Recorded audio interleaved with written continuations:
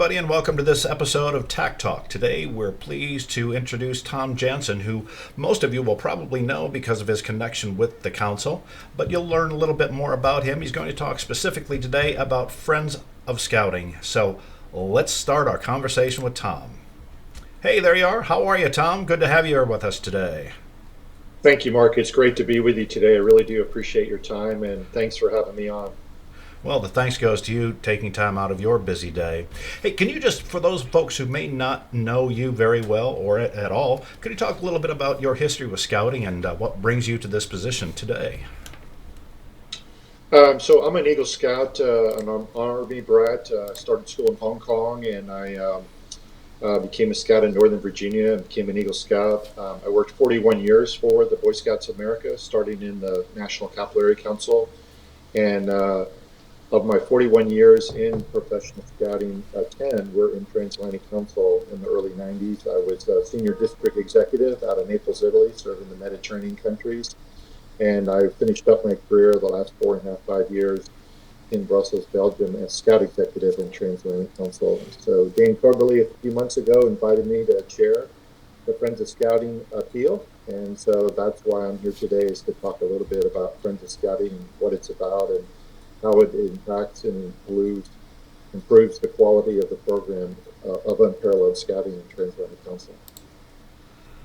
41 years. I would suspect that those 4+ decades saw the greatest change in scouting in its history in the United States. With the societal changes and the like, you were around for some really exciting times, weren't you?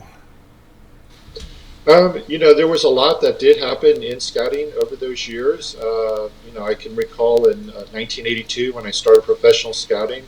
That was the same year that the Tiger Cub program was introduced in the scouting program, and it was very exciting at that time to welcome second graders at that point into the program, and later they rolled it out to where Tigers became first graders. So, yeah, I have seen a lot of changes over the years, but the one thing that hasn't changed and has been a bedrock is the values of the Scout Oath and the Scout Law, to help people to be prepared, to help Cub Scouts do their best, to have a commitment to help other people at all times. Those timeless values of scouting and duty to God and duty to country, those have never changed over the whole history of scouting, let alone the 41 years that I was involved.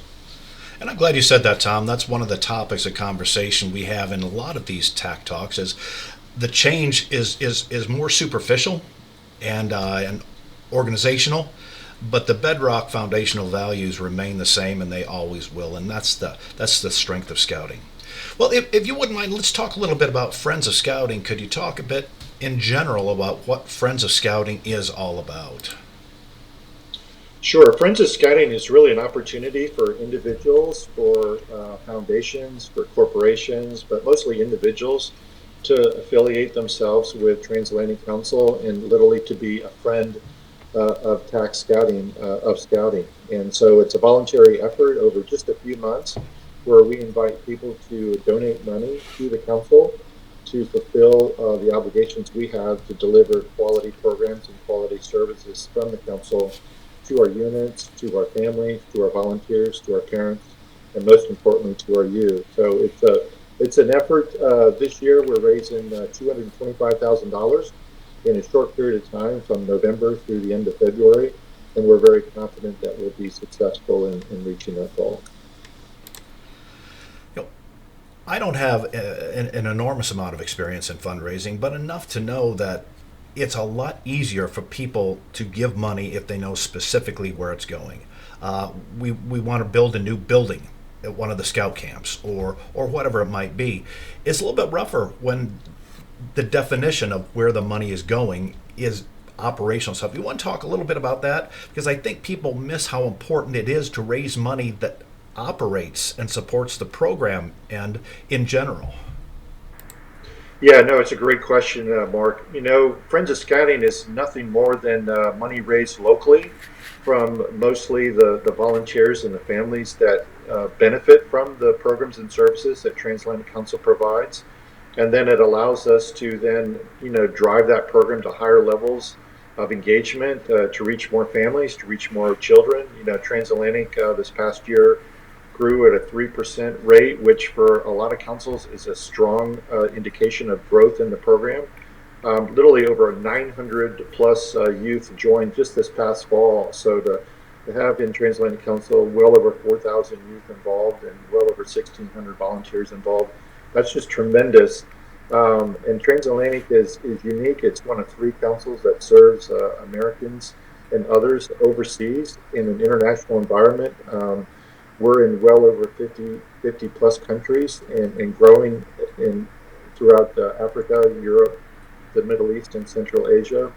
And it's really just an opportunity to identify yourself financially by supporting the programs and services of the council. So it costs money to raise, to drive the quality of the support that volunteers, especially overseas, need and expect, whether it's training, whether it's insurance, whether it's an amazing camp programs in Croatia or Switzerland or Kenya, training programs for volunteers and for adults. There's a lot that we do with the money that's invested. The key point, I think, is that all the money raised is raised locally and is spent locally throughout the footprint of Transatlantic Council. So it's important to know that when you invest in Friends of Scouting, you're investing locally in the program that, for the most part, many of you benefit from by being a volunteer or a parent or a scout in Transatlantic Council.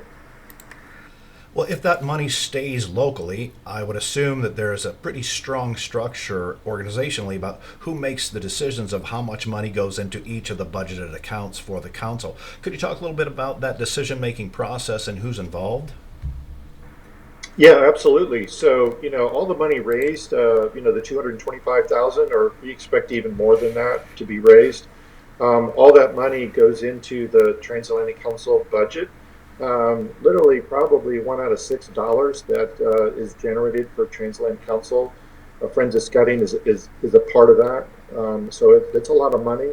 And as far as how the money is spent, Friends of Scouting is led by a volunteer president, Dan Cloberly, and by a scout executive, Joshua Dick. And they work with an executive board that determines the budget on how the money is going to be allocated. They also work with a volunteer budget committee. They work with a volunteer treasurer. And so all of those decisions on how the money is invested locally year to year is made by those volunteers and those staff members. So there's tremendous oversight.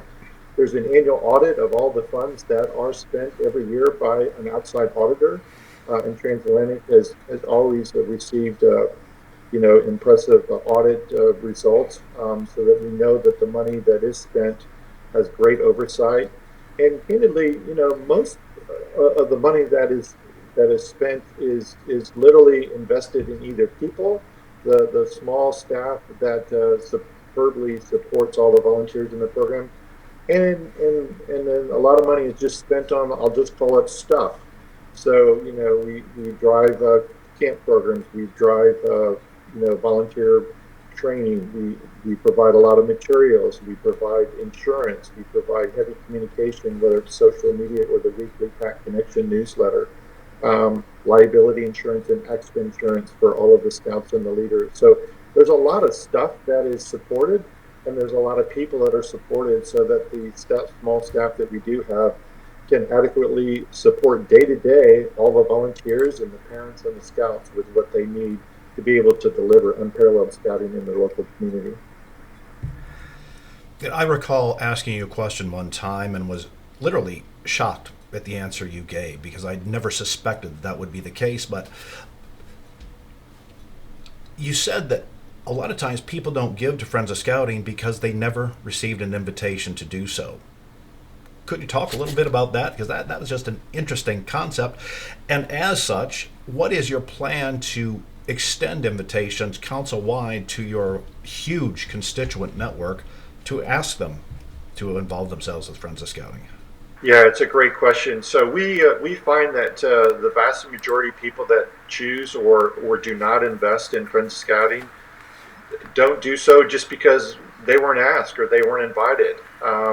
And typically that's what it takes to raise money is to provide those invitations to invest in Transatlantic Council. And so it's important for us to be able to do that. So we have heavy communication with our volunteer board to be able to get them to show leadership. Our staff as well invest in Friends of Scouting. All of them do.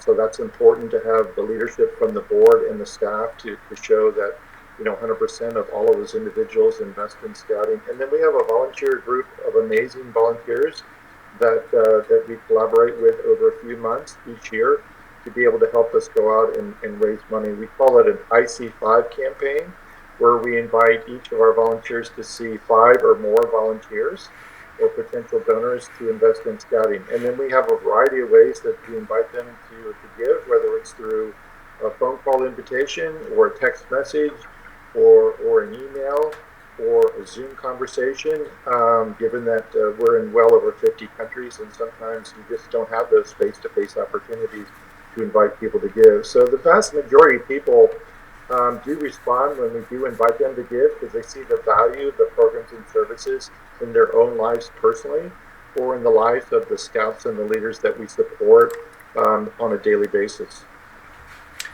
Great. Hey, how about if I add some links for folks if they want to go directly to the donation site, and we can provide that to the folks that will be watching. Let's finish with a request I always make of people who appear here on TAC Talk. Is there anything in general, whether it's Friends of Scouting or anything else, for the good of the order, if you will, that you'd like to share with listeners or viewers? I would just like to say that we're so grateful for all the viewers, many of whom are actively involved in local programs of Transatlantic Council.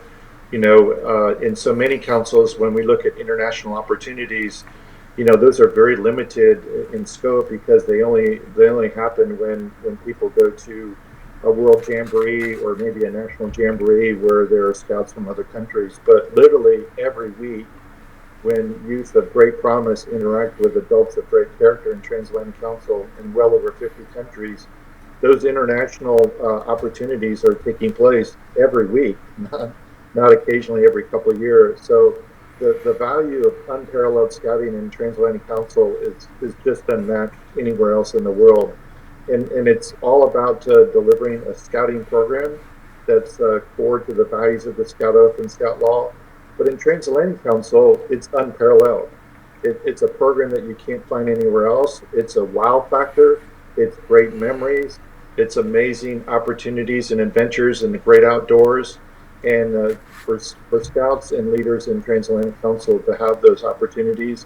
And Friends of Scouting is an important part of that, because it financially pays the bills and allows us in Transatlantic Council to continue to deliver high quality programs and services that volunteers and parents and scouts expect, so that they can pursue their dreams in scouting and in life. And so literally, scouts and leaders in Transatlantic Council are very highly engaged global citizens with a huge resiliency to change and the stress and all the different things that are going on in people's lives. And that's the beauty of scouting in general, is the values of the Scout Oath and Scout Law. And in Transatlantic Council, it's delivered at an unparalleled rate. So we're delighted to be involved in Friends of Scouting. I invite our viewers to scan the QR codes where they can learn more about Friends of Scouting, or scan the QR code that will allow you to directly make your gift to Friends of Scouting this year.